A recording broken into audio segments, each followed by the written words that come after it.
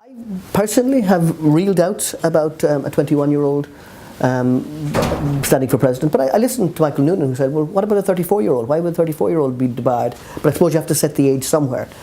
Do you think it's too low? Maybe it should be in the mid-20s or 30s? Oh, well, it's very hard to say, because I mean, you have to have a logical reason for it, and the reason for 21, it's regarded as the age of majority, although of course we now regard that as 18.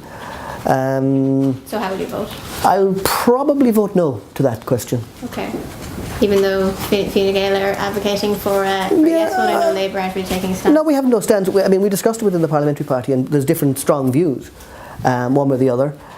Some regard it as, as a matter of why would you deny somebody who is very young. But I think there's a uniqueness about the office of the president. This is my view.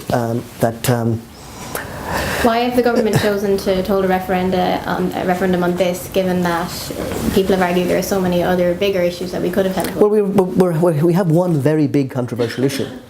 Originally we thought we might have a referendum day with maybe 8 or 9 questions, but that's just too confusing for people. We'd have to have referenda commissions and booklets, and I think we'd been beaten up for that. So I think you probably have profound questions like marriage equality with less profound questions will be the way it'll go.